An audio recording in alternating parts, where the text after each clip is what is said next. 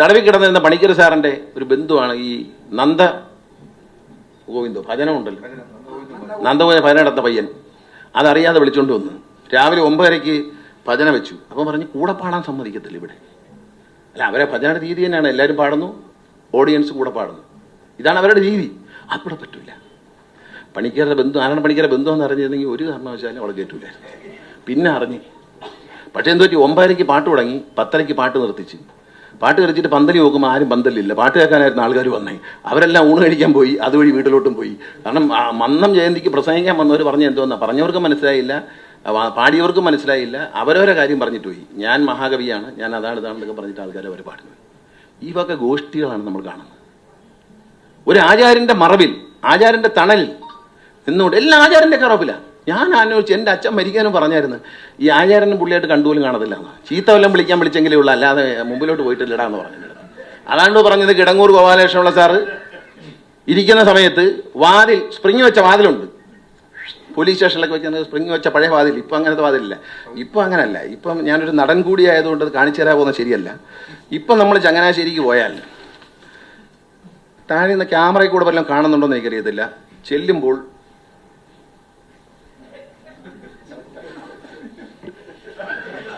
ഇവിടെ ഒരാൾ വന്നത്, ഇപ്പം നമ്മൾ പൂച്ച കയറി വന്നാൽ പോലും അറിയും.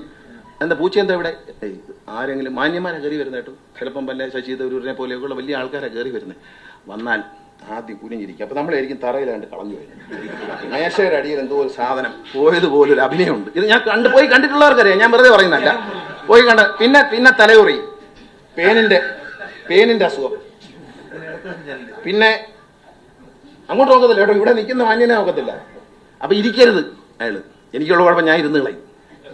കാരണം ആരെ മോന ഇരിക്കും, ഞാനിരിക്കും. അപ്പം പിന്നെ അവിടെ ഇവിടേക്ക് നോക്കും, മുഖത്ത് നോക്കും, പക്ഷെ ഒരു എക്സ്പ്രഷനും ഇല്ല കേട്ടോ.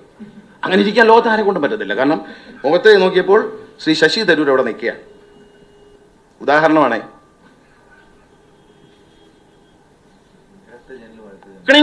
ഒരു മണി അടിക്കും, ഉടനെ ആള് വെളിയിൽ വരും. സൂപ്പറുണ്ട് പോയോ,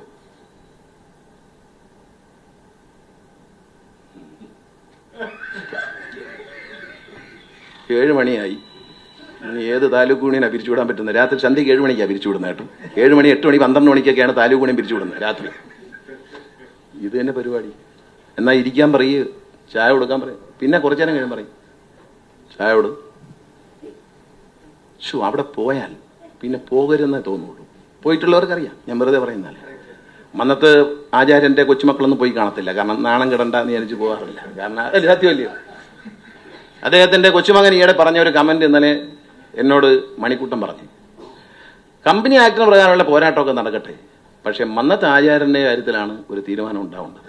അത് പൊതു സ്വത്താണ്, അതിനുവേണ്ടി പോരാടണം എന്ന് പറഞ്ഞു. വളരെ ശരി. എനിക്കും പറയാനുള്ള അതേ ഉള്ളൂ.